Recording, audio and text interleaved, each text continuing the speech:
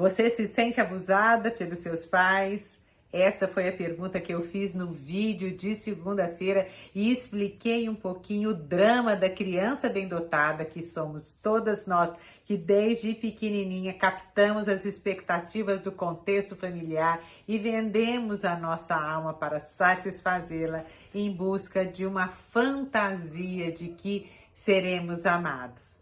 Hoje eu quero dar algumas dicas de como é que o terapeuta pode ajudar os seus pacientes a lidar com esse desencanto dessa infância que foi perdida, uma vez que se abriu mão das suas próprias necessidades para satisfazer as necessidades dos pais. De início, quero perguntar para você, terapeuta, se você faz terapia, se você faz supervisão, porque na verdade todos somos humanos antes de sermos terapeutas. Antes de termos os nossos papéis sociais, somos pessoas que fomos de alguma maneira vítimas também de um contexto familiar não necessariamente 100% saudável, até porque esse contexto não existe, né? Nós temos que falar a verdade. No livro da Alice Miller, ela deixa muito claro que a única forma da gente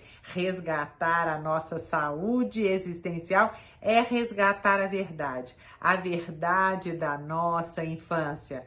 Fatos, gente, é óbvio que a gente não muda, mas com certeza a gente precisa ressignificá-los. Mas para ressignificá-los, nós temos que encará-los. Você já parou para encarar os significados das suas relações familiares? Principalmente como terapeuta, porque pensem comigo, a criança superdotada que passou a vida tentando satisfazer as expectativas dos pais, claro que se adoece, diminui a autoestima e provavelmente vai, em função do distanciamento de si mesma, desenvolver traços depressivos, se não a depressão. Agora imagine você, terapeuta, se ao estar diante de uma criança ferida e também superdotada, exigir dela, como os pais fizeram, que ela satisfaça as suas expectativas. Você já pensou sobre isso? Gente, é muito sério o nosso papel. Conheço vários terapeutas que de alguma forma tentam induzir, né, os seus pacientes a serem como eles acreditam que eles deveriam ser. Na medida que o terapeuta tem esse tipo de atitude, ele nada mais está fazendo do que repetindo a história familiar do seu paciente. Muitos terapeutas, e vamos falar a verdade, nós também às vezes fazemos isso com os nossos filhos, tentamos reprimir as expressões emocionais, afetivas, intelectuais dos nossos filhos, porque nós não sabemos lidar com essas emoções. Por quê? Porque não tivemos cuidadores que possibilitaram a expressão do nosso ser autêntico. Eu me lembro de uma terapeuta que veio fazer supervisão comigo e me disse: você acredita que eu estou diante de uma cliente que está odiando a mãe? Como é que uma pessoa pode odiar a mãe? Então, essa terapeuta não tinha suporte para ouvir, para acolher aquele sentimento que estava sendo mostrado para ela. Provavelmente, e ela não é obrigada a sentir, nunca sentiu ódio da mãe, mas não é possível que ela não tenha sentido em nenhum momento uma sensação de dissabor, uma sensação desagradável nessa relação maternal. Provavelmente ela mantém o mito da infância feliz e provavelmente foi impedida de sentir qualquer sensação de desconforto em relação à figura materna, como é o caso do exemplo, de alguma maneira para agradar a mãe. Então, se você, terapeuta, ainda não entrou em contato com todos os sentimentos vividos na sua infância, como é que você vai acolher diante de você aquele adulto que é uma criança superdotada? Superdotada não no sentido intelectual, gente, superdotada no sentido de ter capacidade de captar exatamente o que ela precisa fazer para resgatar a afetividade materna, já que essa tem preço e muitas vezes o preço é alto. Dicas então para os psicoterapeutas: primeiro, conhecer a si mesmo, escutar a sua criança interna, porque muitas vezes eu fico pensando na nossa responsabilidade. Se os nossos pais reprimiram a nossa criança, não há nada mais que a gente possa fazer a não ser despertar essa criança que está dentro da gente. O que a gente não pode fazer é repetir com a gente o que provavelmente os nossos pais fizeram conosco.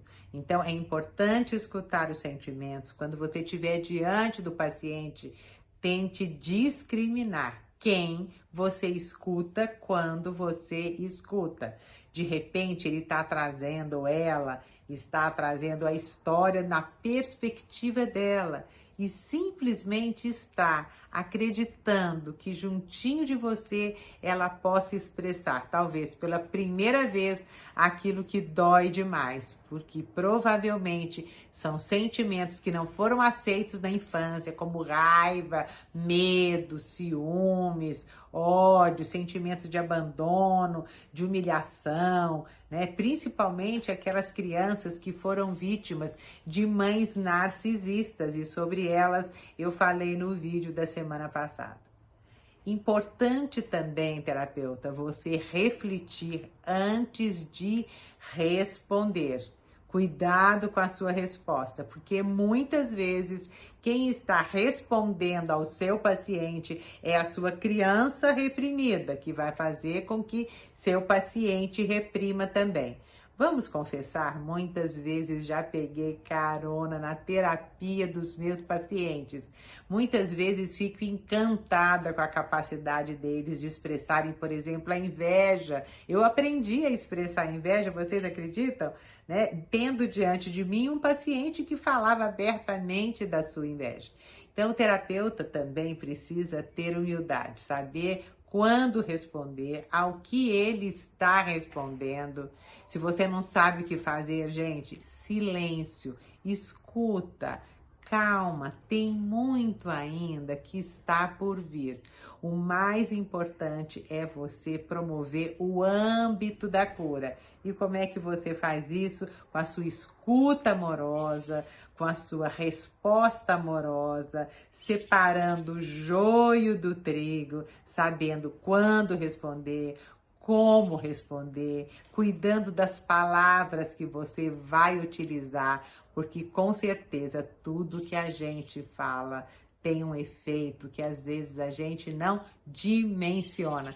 Eu lembrei daquela frase que diz: ninguém é tão pobre que não tem nada para oferecer, e ninguém é tão rico que não tenha nada para receber. Então, nesse entre-relacional, vocês precisam admitir que ali se encontram duas crianças superdotadas de sensibilidade. E claro que nós, terapeuta, com recursos maiores, teóricos, né, e tomara que vivenciais também, para acolher aquela criança e juntas, acreditando que juntas poderemos ressignificar esses fatos da infância que com certeza, se não forem ressignificados, geram sim o adoecimento existencial.